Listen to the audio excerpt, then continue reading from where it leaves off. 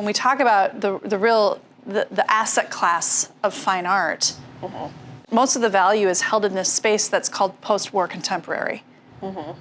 Post-World War II, 76 years ago. I mean, so, you're talking 3/4 of a century, but we call that contemporary.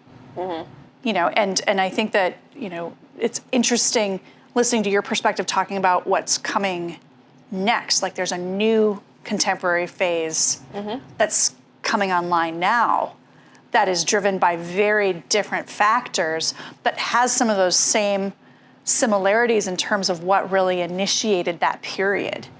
Because people aren't necessarily acquiring them from a place of appreciation. No. They're looking at it as an asset that they can turn around and resell. It's like a fixer-upper. Like, we're gonna flip it. Yeah. And it's very interesting because there are people who, they have no appreciation for any of it. Not food, not art, not the work, not the authenticity, nothing. They just want their portfolio to look good on paper. Right. Imagine if somebody bought that and it was acquired at a certain amount and it just sat in a basement. It would never get to actually add the value that it adds to the room that it's in. And that just seems so unfair because the point in being an artist is literally, you have artists who spend their entire life not sharing their work because they're scared people won't love it. And then when to finally share your art and someone to buy it, to hide it, you're killing the mantra here. You're not doing smart things. So it's a beautiful thing, but it also sucks when your art, when art isn't really always appreciated the way it should be. And once again, as I've said before, like with our generation, I just feel like there are so many more people who are like, you're going to appreciate my art and you're going to post it and it's going to be seen, or it's going to be valued at this high ass number that you just can't buy it at. And that's just what it is. And then you have things like, beautiful segue, then you have things like the riots. And you have places like the Smithsonian and different museums who want to acquire all these post-board art pieces. And they have no intention on holding true value. They just want to put it in a basement to say that they were there for the moment and the time that it happened. So when we look back at this period that's been called contemporary art for the past 75 or so years, it's really been male-driven, male-dominated, white male-dominated, with some exceptions of really great artists like Basquiat, but really largely dominated by white men. What's coming next? How the Twin Cities is that touch point, because art to me is always a critique. I look at fine art, I look at contemporary art as it's doing a critique, it's a social critique, it's a cultural critique. It's through the eyes of the creator in terms of what they're observing. So first to take into account, and I know we've had this conversation before, is like, it's no different than World War II and all of the propaganda that came from that, right? And all of the comic strips, the art, everything that came from that. But then it's also very important to mention, like, there's a documentary, I forget what it's on, and it's called Burn, Motherfucker, Burn, right?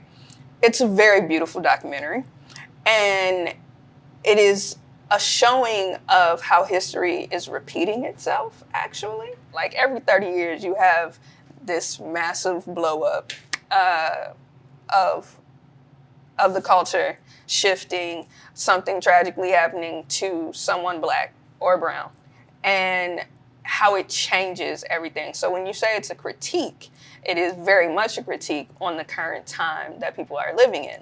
What's interesting about today is that you had the assassination of George Floyd, and you had all these artists around the world, really, come to Minneapolis, be in Minneapolis, Minneapolis artists who all are here, who, when boards went up, artwork went up. Like, I live in Uptown. There is still boards up. There is still artwork up.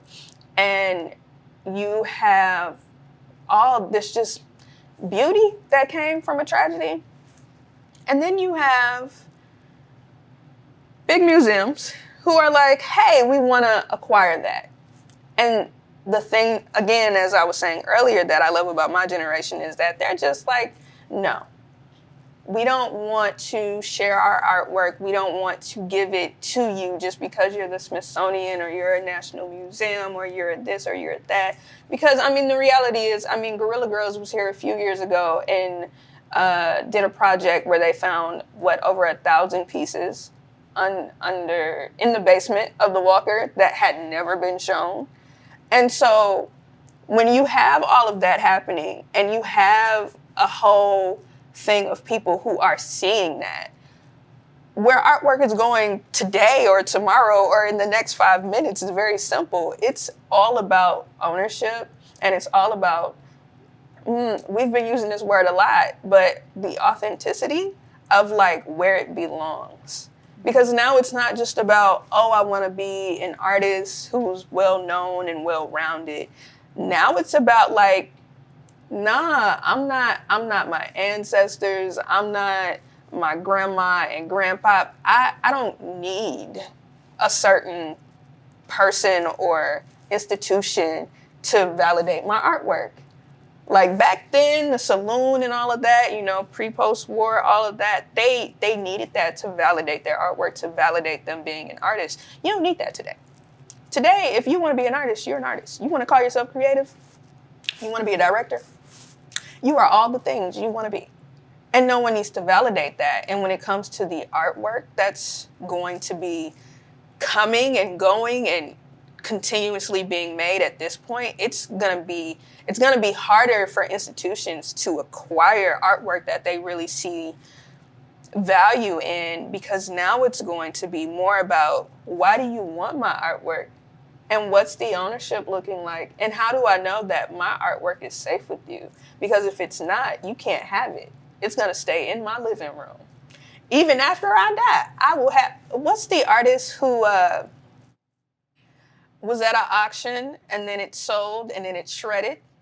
Oh, Banksy. Yeah, that is our entire mood. And then you also have people like Kehinde Wiley, who, I went to Minneapolis Institute of Art, and there is a portrait by a Black artist in the European hallway. Because Kehinde is the type of artist, don't call it Black art. He takes all this artwork from pre-war and the saloon, and he remakes it with Black faces. But you don't get to call it Black art. It's just art. So you can put it in the European hallway. If I can't do that with my artwork, you can't have it. Simple.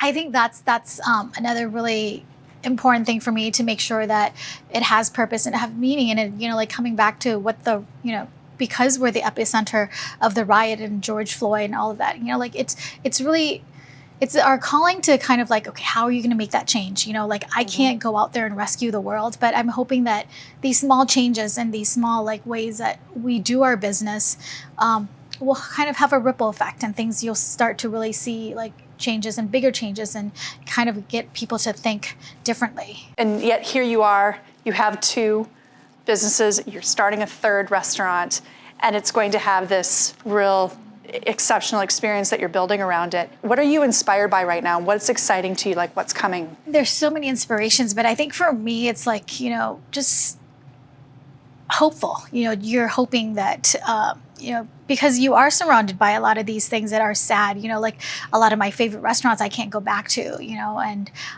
we had a lot of memories and things like that there, but just kind of like wanting to be that change. And this is what I know. The only thing I know is to cook and to be in this restaurant, and hoping that will have an impact in one way or another to inspire younger chefs or inspire other restaurants that, you know, that we still have a future, that we're not doomed. You know, there are many restaurants that are closing, but we're not doomed. You know, like it can still happen. And that just for my personal self is like, I always want to be better in one way or another every day. You know, like this is how I can better myself, to like being able to get back in there and to create more jobs. And how can I be different from the last restaurant I built? You know, how can I include more of the community? How can I make an impact in the community? And so kind of looking at those things and kind of like, you know, that's my inspiration. That's my motivation for like, okay, these are the things that I want to see. I have to make that change. I can't wait for it to happen. Really, the only thing inspiring me right now is all the artwork, all the different artists coming to Minnesota to make artwork and then head out. I think that's really amazing, because to have, like when George Floyd passed away, the artists who flew in to do that mural, that many people took pictures with, that black and white mural that was like life size. Yes. Which I found to be amazing, because I was following the guy on Instagram and he flew here the day of, like the next day. He did the entire mural and then he flew home. It's crazy. With no intentions. He didn't keep the artwork. He didn't ask for it. I mean, if you haven't seen it, or if anyone hasn't seen it, it's life size. Like, it's too big. It's beautiful. And so, like, that, being able to see that and have different artists from around the world come here just to do that, freaking amazing. If you could get on a plane right now. Come on. Where are you going? Oh my gosh. Where are you going? Precious? Well, I got two in the works. Okay. Aruba and Chile. I just feel like I need to go somewhere else. Jamaica is always a favorite, but I let my dreams guide me. And I randomly had a dream about a month ago about going to Chile, and I said, oh, I guess it's time to go to Chile. It's time to go to Chile. And then just talking about Aruba, a friend of mine was like, yeah, you would really like Aruba. So I said, okay, why not? Let's go to Aruba. Hey, That's where my mind is. on the beach. And I like staying with the locals. I don't even like staying at resorts. I like staying. Take me where the people are. We are, my husband and I, we travel the same way. We did an all-inclusive resort once. And after 48 hours, we were like, concierge, please rent us a Jeep. And we drove around the island and we just would go back to sleep. We wasted all this money on an all-inclusive, but we didn't want the food. We didn't want. You see? No. We were on Cozumel. We found the tequila farm and it was fun. How about you? My gosh, I think I would probably go to Bali and go back to Laos and Chiang Mai. So yeah, make sure that I'm on the right track to what I'm building over here. Wait, one question. Where are your favorite seasonings from? My favorite seasonings, oh my gosh, like in terms of like you will cook you will throw them in anything.